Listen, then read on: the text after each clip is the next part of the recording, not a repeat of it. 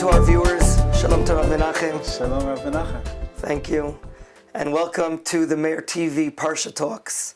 And now we're approaching Parshat Teruma, after we just finished reading Parshat Mishpatim. And I find here a very central command, if I may read it. And the Torah says here in chapter 25, verse 8, V'asu li mikdash v'shachanti b'tocham. And you shall make for me a sanctuary, and I shall dwell in them. What is this mikdash? Does it have another name? What is this involving? In the Torah, it comes right after the giving of the Torah. In last week's Parsha, there was the Mishpatim, the laws. In the previous Parsha, we received we were at Sinai receiving the Ten Commandments. And it's perhaps telling, there's a wonderful midrash which speaks about a father who's giving off his daughter to the Chatan, and after the party, the father comes to the groom, to his new son-in-law, and he says he's heartbroken. He really doesn't know what to do. He says, "I cannot bear to part with my beloved daughter, and I don't know what to do. To tell you not to take her to your home, to take her back, I can't tell you. You got married. This is what the world is like. But on the other hand, I just can't. I can't bring myself to leave her. She's my beloved daughter. I identify. I have an eldest daughter as well. In any case, this father in the midrash says, I'm going to ask this request from you. Please, wherever you go, and I know you're going to be traveling from place to place and building your new home and perhaps going to new areas, wherever you go, build for me a little house on the side. I don't have to be inside your house, but have a little house so that I can come along. Hashem's daughter, Hashem's beloved, precious daughter is the Torah that He just gave to us. He gave to us, and He cannot bear to part with His Torah. Of course, He gave it to the Jewish people. He gave us the ball, and we're going to run with it, and we're going to develop it, and the oral law, and the rabbis, of course, are taking the Torah and developing and bringing it to new heights and new stages. But God says, don't leave me out of the picture. I want to still be connected. We still have to have the Shekhinah, the divine presence, connected to the Torah that we study. And that perhaps is the Midrash is telling us the purpose of this tabernacle. You see it here. This So it's dwelling also called house. a tabernacle. In Hebrew, it's called also a mishkan. Mishkan, yeah, dwelling place. Mishkan from the word Shekhinah, a dwelling place. Like we have Mizbeach for the Zevach, Hamidbar is where you are led. So the Mishkan is a dwelling place for the Shekhinah to take. The Jewish people should take that along with them. So it sounds so beautiful. Maybe those are exactly the words that the Rambam writes in the Mishnah Torah. Mitzvah livnot bayit l'Hashem. Bayit l'Hashem, a house It's for his Hashem. it's a house for Yeah. God, so Yeah. He can dwell here. Right. Beautiful idea. So you're saying the basic purpose is that God's revelation will continue and be amongst the Jewish people? Yeah, it's very interesting. The Ramban explains that we can notice a number of things that are similar between the event at Sinai, the revelation, and everything around it. If you remember back a few weeks now already, there was fire surrounding the mountain, and then there was a border around which the Jewish people were not allowed to go up further.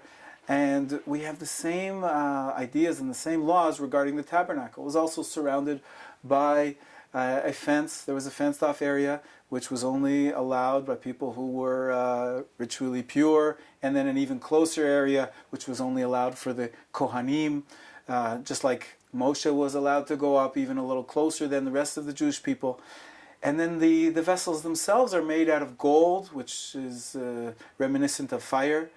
And the Ramban claims that what God is telling the Jewish people here in this mitzvah to build a Mishkan, He says, I don't want you to forget the great revelation at Sinai. I want you to build a small replica, a model of Mount Sinai. Wow. So that you can remember the great revelation that the entire Jewish people experienced there, and carry it with you. Take it with you along your travels, in your journey into the land of Israel, until ultimately it will be commemorated in the temple itself, Which would be Mount Moriah, a more in permanent Jerusalem. structure, as opposed to this being a temporary structure. Right, Very interesting. right. I noticed that you just mentioned the vessels, the kelim. Mm-hmm. And as I turned the page, I noticed that the first commandment to build a vessel is v'asu aron atzei shitim, building Right. a aron, an ark The made out of Aron a was cashew wood. for the tablets, for the Torah itself. It's the receptacle. Until today, we have an Aron Kodesh. Now we have the Sefer Torah inside. In the Mishkan, they had the tablets inside the Aron Kodesh, and actually made a small shelf on the side where they could put the Torah scroll. And I notice also what's attached to this holy ark are poles, two poles made out of wood coated with gold. And I notice that they have to be there all the time. There's a negative commandment, lo yasuru mimenu. We're not allowed to remove these poles, these badim. Even when they're not traveling, they set down the holy ark, but they left the poles inside. What's this idea that the poles have to be connected inside their rings to this holy ark? Yeah, the famous, I think Rav Hirsch explains that it's a symbol. The Torah is telling us that the Torah has to be portable. It has to go with you wherever you go. As the Jewish people progress and travel on their journeys, always take with you the Sefer Torah. Famously, the king had a special mitzvah that says explicitly that he must write for himself a Sefer Torah, and it must be with him, he must carry it with him into every government meeting and every excursion upon which he takes. He has to take with him the Sefer Torah. Reminds me of the words in the reading of the Shema. Uvelechtecha v'derech. When we're journeying on the road, Awesome. we have to be learning or teaching Torah, whether it's the individual, whether it's the nation. To every exile and diaspora that the Jewish nation has traveled to, the Torah had to be established, had to be set up in any center, in any neighborhood. Without that, we wouldn't exist.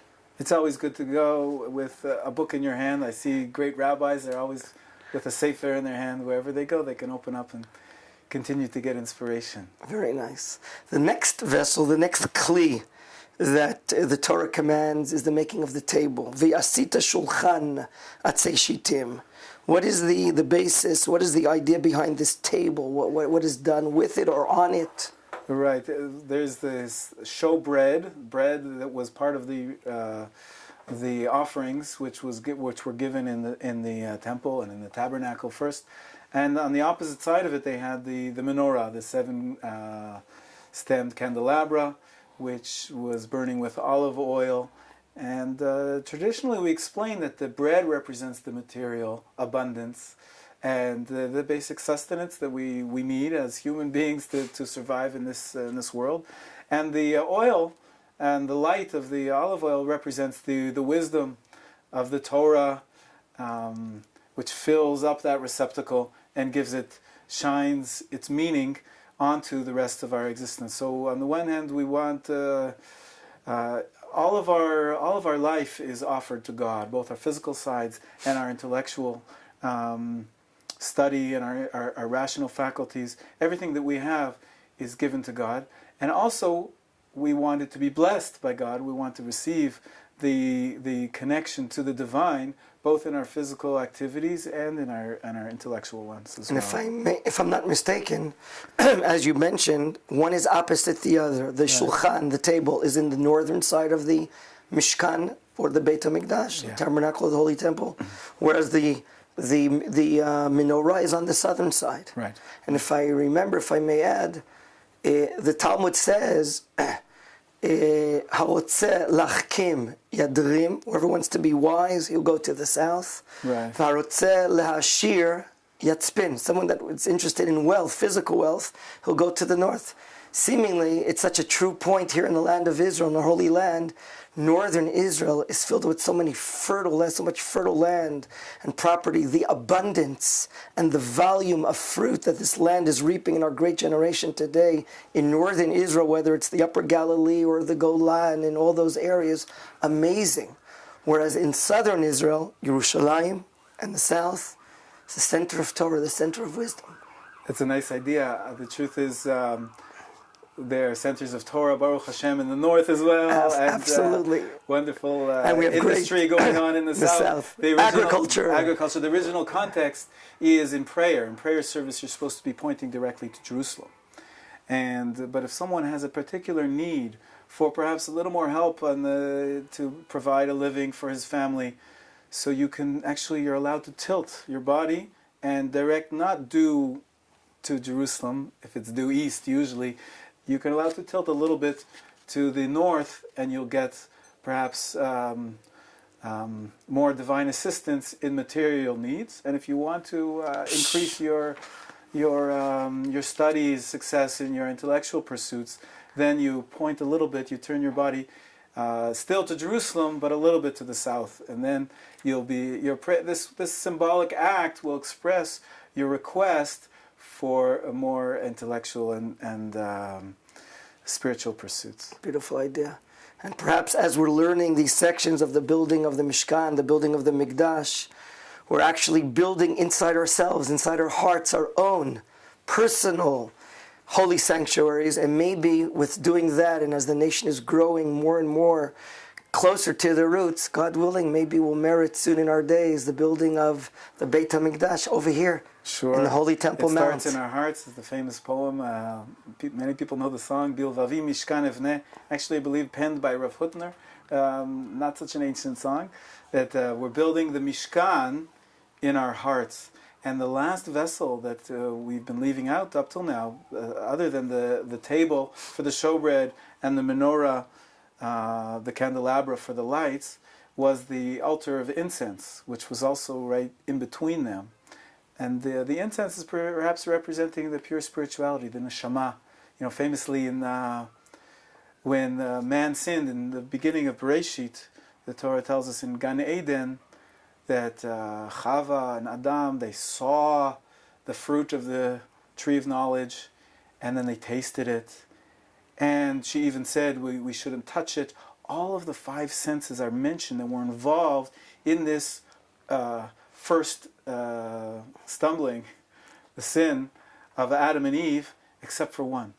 Except for one, the one sense which didn't sin and perhaps therefore represents the highest level of spirituality that we can reach, is the sense of smell. Wow. It's not mentioned there. And so the ketoret, the incense, the altar for incense, was right there, and perhaps that's the third part of the triangle which completes the entire makeup of the human being, everything that we can give to God, both our mundane, material sides, our intellectual sides, and also our spiritual yearnings and desires represented by the incense. And that was the third vessel in the Kodesh, in the holy part of the Mishkan. Wow. May we merit to be able to bring that incense offering via the Kohanim of the nation of Israel, and of course by seeing the building of the Beit HaMikdash soon in our days. Amen. Amen. Okay. Thank you, Rav Menachem. Thank you, our Shabbat viewers. Shalom. Have a Shabbat Shalom. Parshat Teruma. Take care.